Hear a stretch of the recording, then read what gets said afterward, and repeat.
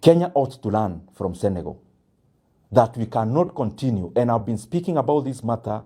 It is more important than most of the things we are talking about in the public domain, because the effects are now, but they'll be more catastrophic later. Kenya continues to borrow illegally secret loans that are not included in the book of loans. When you hear me talk about Kenya is borrowing 3.5 billion every day, it does not include the money the government keeps on borrowing on securitization. They already did 7 shillings of fuel levy in terms of collecting in advance. They are now securitizing another 5. Kenya now is in the process of taking a loan using the housing levy. That the housing levy Kenyans ought to pay for the next 7 to 10 years, they want to borrow today. Meaning even the flexibility of any government that would come and they would want to abolish or lower some of these levies is being constrained. And I keep wondering why the National Treasury can come up with even those kind of documentations and not batting even their eyes. They don't seem like they're doing the wrong thing. Maybe they need to learn from countries like Senegal that you cannot continue playing PR on economic figures, because when there is a deceleration in the economy, it doesn't matter how you communicate or the PR you engage in to communicate around that. Figures will continue to manifest. And unfortunately, that is why in Kenya, when you interact with Kenyans, they say there's no money, because some of the decisions we are making also compound to the situation we are in as a country, economically speaking. So Kenya must maintain one book of debts. And I'm calling upon all our lenders, IMF, the World Bank. They have competent people in their offices. They cannot continue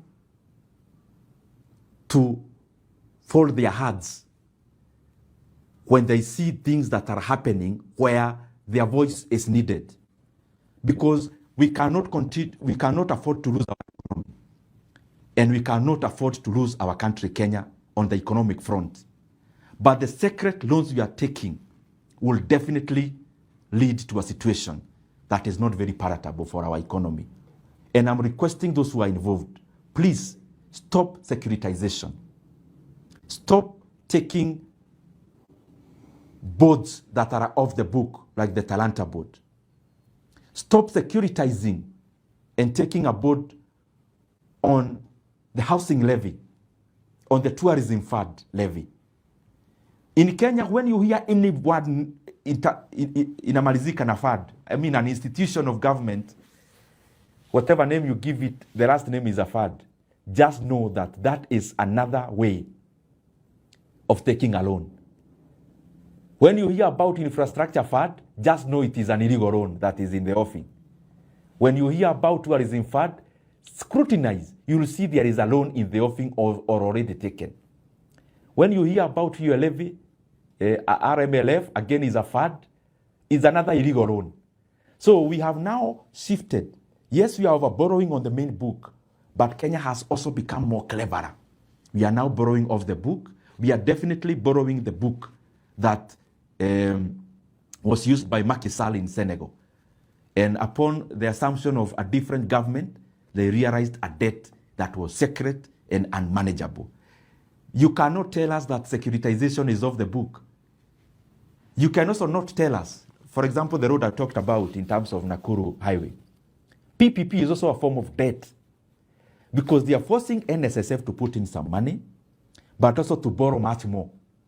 Now, the question that all the people on the debt side keep on asking, when a government agency owned 100% by government takes a loan, if it is unable to pay, who pays that loan?